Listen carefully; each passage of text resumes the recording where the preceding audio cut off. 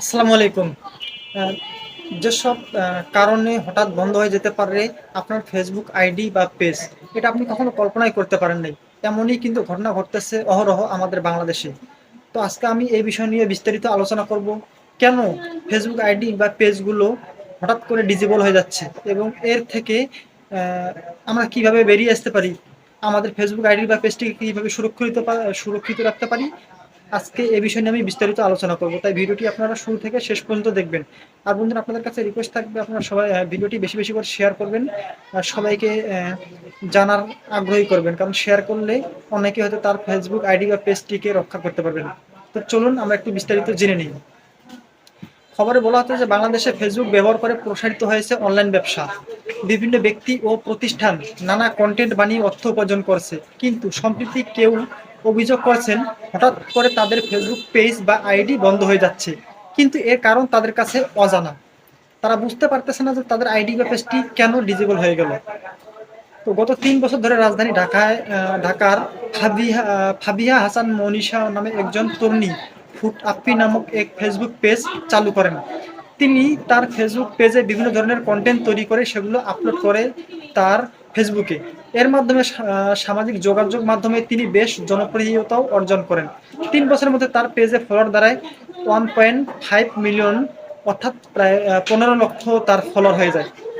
কিন্তু হঠাৎ করে গত 24 এপ্রিল তার এই পেজটি উধাও হয়ে যায়। ফেসবুক থেকে নানা চেষ্টা করে তিনি এখন পর্যন্ত তার ফেসবুক পেজটি খুঁজে পাননি।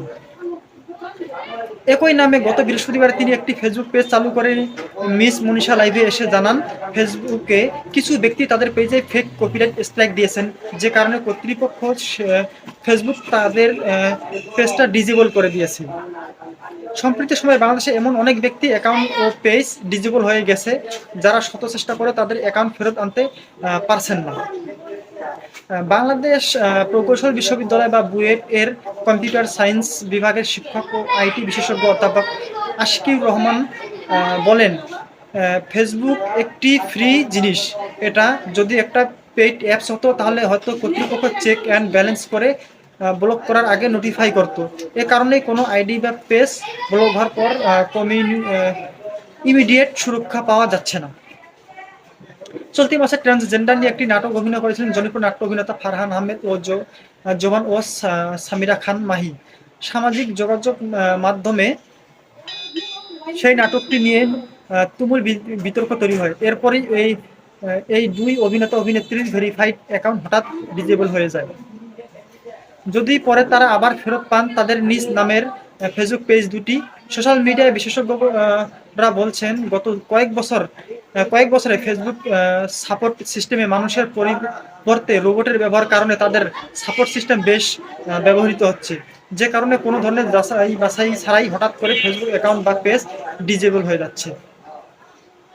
এখন আমরা একটু জেনে নেই ডিজেবল কেন হয়। এর কারণগুলো হচ্ছে, ফেসবুক ব্যবহারকারীদের জন্য মেটার স্পষ্ট বেশ কিছু নির্দেশনা রয়েছে, যেটিকে বলা হয় কমিউনিটি স্ট্যান্ডার্ড গাইডলাইন। আপনি যদি ফেসবুকের গাইডলাইন মেনে কাজ না করেন তাহলে কিন্তু আপনার এই সমস্যাগুলো হতে পারে। সাধারণ ব্যবহারকারীদের জন্য ফেসবুকের কমিউনিটি গাইডলাইন 6টি ভাগে বিভক্ত, অর্থাৎ 6টি ভাগ করা হয়েছে। কমিউনিটি স্ট্যান্ডার্ডের মধ্যে ফেসবুক বা মেটা কর্তৃপক্ষ সহিংসতা, অপরাধ ও নিরাপত্তা বিষয়টিকে সবচেয়ে বেশি গুরুত্ব দেয়।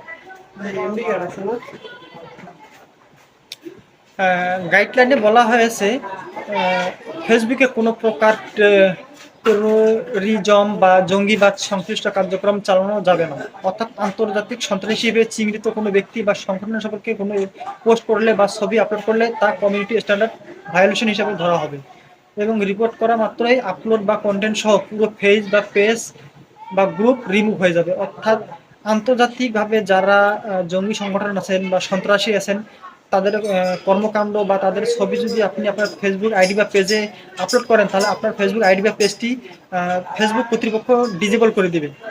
এটা একটি খুবই গুরুত্বপূর্ণ বিষয়। এছাড়াও আপত্তিজনক কন্টেন্ট, হিংসাত্মক বক্তব্য, জাতি অথবা মানুষের ধর্ম, বর্ণ, লিঙ্গ কিংবা শারীরিক অক্ষমতা নিয়ে সরাসরি আক্রমণ করলেও তা নিয়ে রিপোর্ট হলে ফেসবুক কর্তৃপক্ষ ব্যবস্থা নেয়। এক্ষেত্রে কখনো কখনো কয়েকদিনের জন্য পোস্ট বা কমেন্টস করা থেকে বিরত রাখা হয় অনেককে। এছাড়াও ধর্ষণ, মৃতদেহ ও দুর্ঘটনা সহ বিভিন্ন উল্লেখিত বিষয়গুলির ছবি অথবা ভিডিও পোস্ট করলে, দুর্ঘটনা, আগুন কিংবা রক্তপাতের ছবি, দৃশ্য প্রচার করলে, শ্মশানের মৃতদেহ পোড়ানো, যে কোনো ধরনের নির্যাতন, শিশু নির্যাতন, যৌন নির্যাতন, নারী নির্যাতন, অপ্রাপ্তবয়স্ক নির্যাতন, প্রাণী শিকার, প্রাণী হত্যা, প্রাণী জবাই, প্রাণীর ক্ষত বা কাটা দৃশ্যমান ছবি বা ভিডিও প্রকাশ করলেও ত্বরিত ব্যবস্থা নেওয়া হয় ফেসবুক কর্তৃপক্ষের পক্ষ থেকে।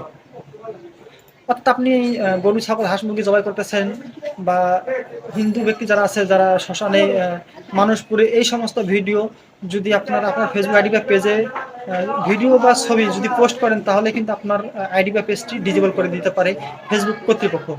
বাংলাদেশ প্রকৌশল বিশ্ববিদ্যালয়ের অধ্যাপক আশিকুর রহমান আবারও বলেন, ফেসবুক তাদের নিয়ম নীতির বিষয়ে বেশ সতর্ক।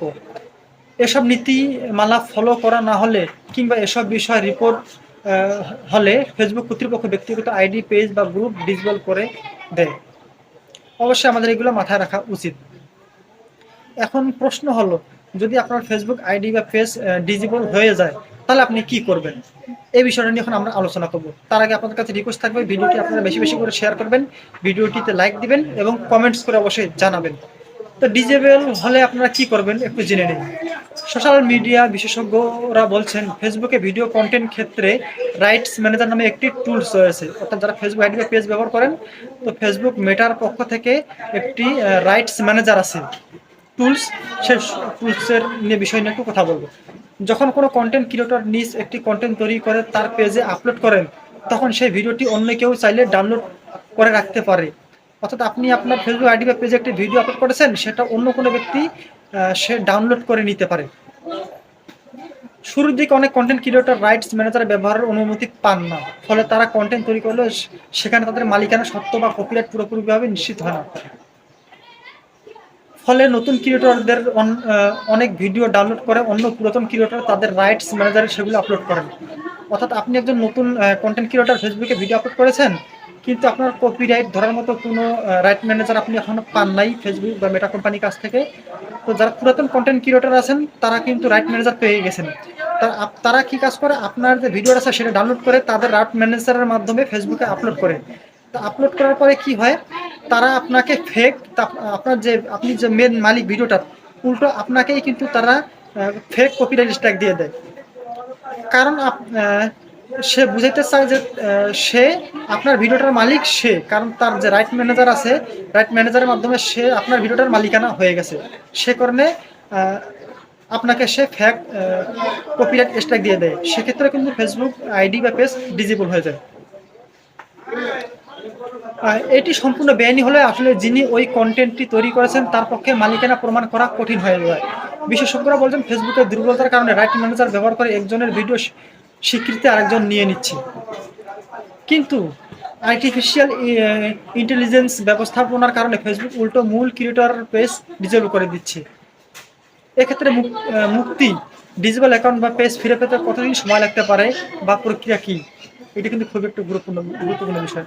তো বিশেষজ্ঞরা বলছেন, কখনো কখনো 6 মাস থেকে 1 বছরেরও বেশি সময় লাগে, আবার কখনো কখনো একবারে ফেরত নাও আসতে পারে যদি সেটি সঠিকভাবে নিবন্ধন করা না থাকে। ব্যক্তিগত অ্যাকাউন্ট বা পেজের ক্ষেত্রে এক্ষেত্রে নির্দিষ্ট নিয়মে আবেদন করার পরামর্শ দিচ্ছেন তারা। বিশেষজ্ঞের পরামর্শ, নিষ্ক্রিয় অ্যাকাউন্টে পেজে ব্যবহৃত ইমেল অ্যাড্রেস বা ফোন ব্যবহার করুন। ইমেল অ্যাড্রেস বা ফোন নাম্বার ব্যবহার করতে বলতেছে, যেটা আপনি ব্যবহার করেন সেটা অন্য কারো ইমেল নাম্বার বা ফোন নাম্বার কখনোই আপনি আপনার ফেসবুক আইডি বা পেজে ব্যবহার করবেন না। অবশ্যই ইমেল অ্যাকাউন্ট বা ফোন নাম্বারে অ্যাক্সেস থাকতে হবে। ইমেল অ্যাকাউন্ট এবং যে ফোন নাম্বারটা সেটির জন্য আপনার হয়, সেটাই ফেসবুক বলে দিয়েছে, যে মাধ্যমে এর ব্যবহারকারীদের সাথে ফেসবুক কর্তৃপক্ষ যোগাযোগ করতে পারে। অবশ্যই আপনারা বুঝতে পেরেছেন। এছাড়া ব্যক্তিগত অ্যাকাউন্ট ও পেজ খোলার ক্ষেত্রে আসল নাম ব্যবহার করার পরামর্শ তাদের, কেননা এটি ফিরে পেতে হলে ড্রাইভিং লাইসেন্স, জন্ম নিবন্ধন কিংবা জাতীয় পরিচয়পত্র দরকার হয়।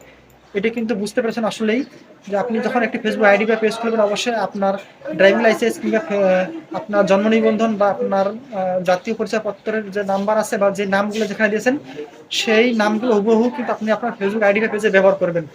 এগুলোর মাধ্যমে কিন্তু আপনি আপনার পরবর্তীতে ফেসবুক আইডি বা পেজের সমস্যা হলে আপনি আপনার ফেসবুক আইডি বা পেজটিকে আপনি ফেরত আনতে সক্ষম অর্জন করতে পারবেন। তারপরে এখানে আরো অনেক কিছু বলা আছে, তো সেই বিষয়গুলো আমরা না যাই, আমরা এতটুকুই জানতে পারবো যে আমাদের ফেসবুক আইডি বা পেজটিকে যাতে ডিজেবল না হয়, সেক্ষেত্রে আমরা যে উপরের যে নির্দেশনাগুলো আছে যেগুলো বলে আসলাম, যে হিংসাত্মবোধ বা সন্ত্রাসীমূলক কর্মকাণ্ড বা প্রাণী হত্যা বা মানুষের মারামারি, এই সমস্ত ভিডিও বা ছবি কখনো আপনি আপনার ফেসবুক আইডি বা পেজে আপলোড করবেন না। আপলোড করলে ফেসবুক অটোমেটিকভাবে আপনার আইডি বা পেজ বা ফেসবুক গ্রুপকে ডিজেবল করে দিয়ে দিবে বন্ধুরা। এতে কিছু আপনারা আর করা থাকবে না। তো আশা করি বুঝতে পেরেছেন। ধন্যবাদ সবাইকে।